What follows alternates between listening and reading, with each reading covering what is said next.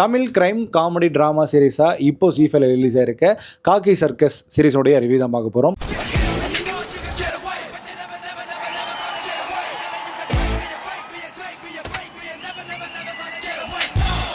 வணக்கம் மக்களே, welcome to FDFS with Mogi. So Kaakhi Circus இப்போ ஜீ5ல ரிலீஸ் ஆயிருக்கு. இந்த சீரிஸில் மொத்தம் 7 எபிசோடுகள்.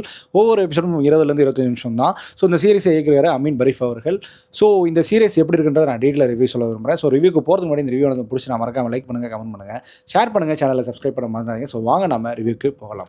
காக்கி சர்க்கஸ் இந்த சீரிஸோடைய கதையை பொறுத்த வரைக்கும் பார்த்தீங்கன்னா, ஒரு கிளை ஜெயில். அந்த கிளை ஜெயிலில் வந்து பார்த்தீங்கன்னா ஒரு சின்னோண்டு கோயில் இருக்குது. அந்த கோயில் வந்து பார்த்திங்கன்னா வருஷம் இங்கே இருக்கிற உண்டியில் இருக்கிற காசை எடுத்து கேரளா இருக்கிற அந்த கண்ணகி அப்படின்ற கோயிலுக்கு வந்து கொடுப்பாங்க.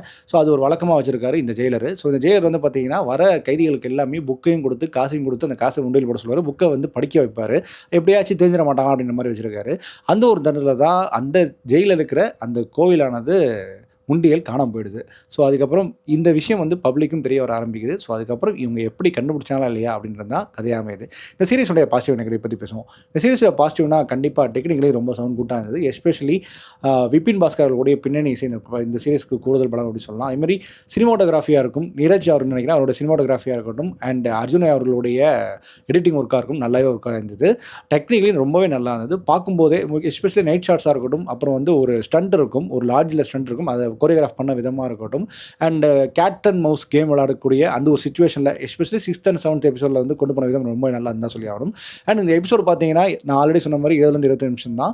எஸ்பெஷலி எனக்கு வந்து கடைசி 4 எபிசோடு ரொம்பவே நல்லா கொண்டு போயிருந்தாங்க, சுவாரஸ்யமாக கொண்டு போயிருந்தாங்க. அது வந்து ஒரு பேக் ஸ்டோரி வச்சு அது மூவ் பண்ணும்போது இன்னுமே நல்லா இருந்து கூட சொல்லி ஆகணும். அந்த பேக் ஸ்டோரி கொண்டு போனதும் அது கரெக்டாகவே வச்சுருந்தாங்க.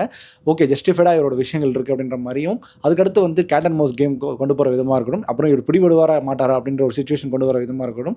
அதேமாதிரி எல்லா நான்லீனியர் கதைகளும் அப்புறம் பட்டர்ஃப்ளை எஃபெக்ட் கொண்டு போயிட்டு அந்த முடிச்சுகளை அவுக்கிற விதமாக இருக்கட்டும் சூப்பராகவே கொண்டு போயிருந்தாங்க. அது மட்டும் இல்லாமல் இந்த சீரீஸை பொறுத்த வரைக்கும் இந்த சுபாஷ் அவர்கள் இந்த சீரீஸில் லீட் பண்ணியிருக்காரு. ஸோ அவரோட நடிப்பு ரொம்ப நல்லா இருந்தது. அந்த கெட்டப்புக்கு முக்கியமாக காவல் அதிகாரியாக நல்லாவே இருந்தார். அவருடைய ஸ்டண்ட் சீக்வன்ஸாக இருக்கட்டும், டைலாக் டெலிவரியும் நல்லா பண்ணியிருக்காரு. முனிஷ்காந்த் எஸ்பெஷலி கடைசி 2 எபிசோட அவர் கிராப் பண்ணிக்கிறான்னு தான் சொல்லி ஆகணும். அதை தாண்டி நிறைய பேர் நடிச்சிருக்காங்க. லைக் வந்து பார்த்தீங்கன்னா ராஜேஷ் மாதவன் தமிழ் இண்டஸ்ட்ரியில் ஃபஸ்ட்டு இன்ட்ரடியூஸ் ஆகிறாரு. அவரோட நடிப்பு முக்கியமாக அவருக்கே இந்த கேரக்டர் எழுதப்பட்ட மாதிரி இருந்தது. எனக்கு லிட்டரலி அந்த கேரக்டர் பார்க்கும்போது இந்த மரண மாசில் வர மாதிரியே ஒரு ஃபீல் இருந்தது.